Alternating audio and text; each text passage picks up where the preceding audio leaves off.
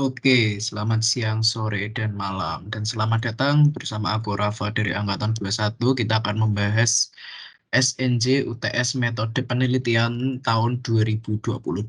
Kalau di tahun gue sendiri tidak terlalu susah, soalnya ada 4 ya. Kita kulik satu-satu, santai aja. Easy.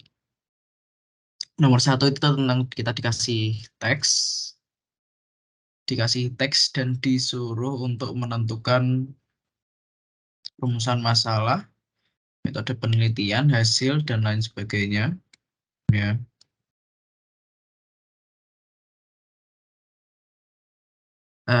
Lalu rumusan masalah, tujuan penelitian, metode penelitian, hasil penelitian, serta 4 kata kunci diberikan contoh abstrak. Untuk nomor 2 itu ada formulasikan rumusan masalah, tujuan penelitian, hipotesis, bla bla bla bla dengan topik-topik tersebut, pilih aja salah satu. Yang ketiga kita disuruh membuat citasi dari 3 style itu, suruh pilih salah satu. Dan yang 4 paling gampang nih, apa manfaat dari program Christmas. Oke, langsung aja kita masuk ke soal pertama. Identifikasi rumusan masalah, tujuan, metode, hasil penelitian, serta 4 kata kunci dari abstrak. Abstraknya itu ya bisa dibaca aja nanti. Nah, ini aku udah jelasin secara rinci di sini pakai tabel juga. Jadi pertama rumusan masalah, pengertiannya apa? Yaitu permasalahan yang teridentifikasi dari potongan latar belakang maupun dalam kasus ini dari abstrak. Kan biasanya itu rumusan masalah diambil dari latar belakang ya. Tapi kan ini ada abstrak, ya udah kita pakai aja abstraknya. Katakanlah biasanya latar belakang tentang kemiskinan dan lain-lain. Nah, nanti permasalahannya kita bisa formulasikan seperti ini, teman-teman. Dari teks di atas dapat diambil dari teks di atas dapat diidentifikasi beberapa contoh permasalahan, koma, bawahnya numbering 1, 2, 3. Nah, ini aku juga udah tampilkan contoh dari teksnya. Berarti kalau kita pakai teks tentang beton geopolimer sebagai pengganti beton konvensional, kita bisa ini nih, ambil rumusan masalahnya sebagai berikut. Bagaimana efektivitas fly ash sebagai bahan beton geopolimer untuk menggantikan semen Portland. Nah, yang kedua, bagaimana workabilitas fly ash dalam kondisi kerja Portland yang optimal. Yang ketiga, bagaimana interaksi tekan-tekan beton geopolimer dibanding beton konvensional. Nah, seperti itulah ya. Lalu yang kedua kita tujuan penelitian. Jadi tujuan penelitian ini menindaklanjuti dari rumusan masalah di atasnya. Jadi secara simpel adalah ketika kita sudah memahami permasalahan dari rumusan permasalahan, lalu kita tuh mau apa? Rumusan permasalahan tersebut kalau di resolve atau diselesaikan itu nanti kita akan mendapatkan kemanfaatan apa gitu. Nah itu dari bagaimana kita mengetahui workabilitas, bagaimana kita memahami tegangan-tegangan beton geopolimer dibanding konvensional, kita bisa mengetahui. Nah, ini kita bisa mengetahui routing cost, kuat tekan yang setara, bahkan lebih dari geopolimer, menganalisis kemampuan beton geopolimer, dan lain sebagainya. Nah, saya metode penelitian sendiri ini seringkali yang paling umum ya dibagi menjadi dua, kuantitatif atau kualitatif. Penelitian kuantitatif atau kualitatif.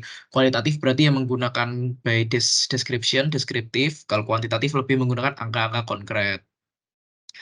Nah, kalau untuk yang saintek-saintek gini sih ya, seringkali khususnya ya kalau berbicara tentang beton ini, kan kita harus melakukan analisis, harus mengeluarkan angka-angka fix ya. Berarti kita pakai metode penelitian yang digunakan dalam metode penelitiannya adalah kuantitatif dengan, nah itu ada juga banyak metodenya, yaitu seperti ini yang ada di tabel kolom tengah ini, studi literatur, interview, kuesioner, dan lain sebagainya. Nah, untuk contoh sendiri aku menggunakan metode penelitian menggunakan penelitian kuantitatif dengan literatur review dan trial and error di laboratorium. Jadi kita elaborasikan dua data tersebut dari literatur review, katakanlah menggunakan jurnal-jurnal terdahulu, define properties beton geopolimer, define properties beton konvensional.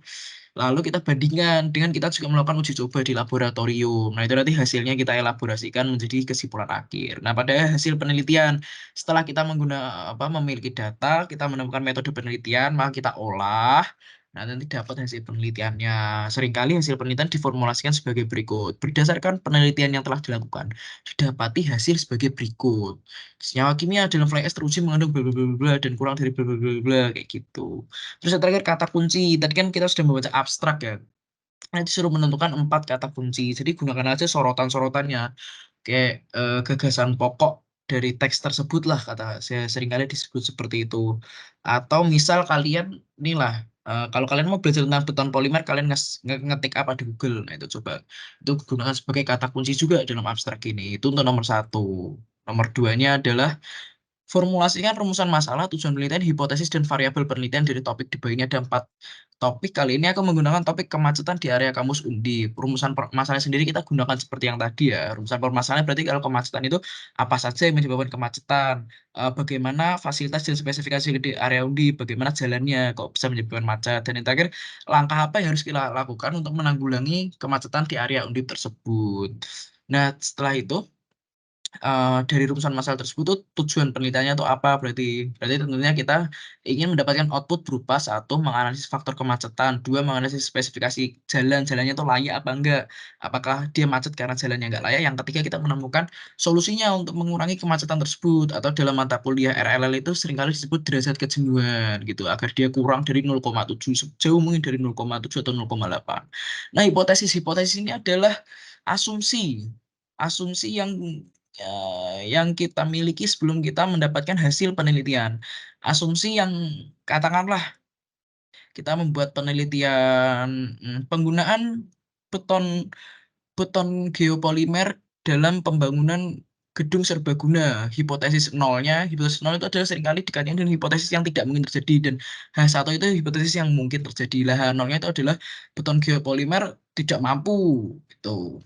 Beton polimer tidak cocok dan tidak layak digunakan, katakanlah seperti itu. Dan H1-nya adalah beton polimer cocok. Nah, dalam kasus ini kita H0-nya menggunakan di area ini tidak terjadi kemacetan. Tentunya ini kan sangat kontradiktif ya dengan topik yang tadi ada, dan H1-nya adalah kemacetan di area Unip disebabkan pengguna jalan. Nah, itu nanti hipotesis ini, asumsi ini kita buktikan dengan hasil penelitian yang kita lakukan setelahnya. Lalu ada variabel penelitian, kita udah pernah pelajari ya di SMA ya. Variabel penelitian ada 3, variabel kontrol, variabel bebas, variabel terikat. Variabel kontrol adalah di mana eh katakanlah kita dalam melakukan pengujian, katakan kelinci percobaan. Kalau teman-teman menggunakan kelinci percobaan kan teman-teman katakanlah menggunakan 3 kelinci ya, sebutnya tersebut. Kelinci berusia 3 tahun itu adalah variabel kontrol. Variabel bebasnya adalah kelinci yang berusia sama tersebut, kelinci A diberi makan sekali sehari, kelinci B 2 kali sehari, dan kelinci C 3 kali sehari. Itu variabel bebas. Variabel terikatnya adalah variabel itu variabel bebas tadi yang memberi makan, dan variabel terikat itu adalah hasil dari variabel bebas.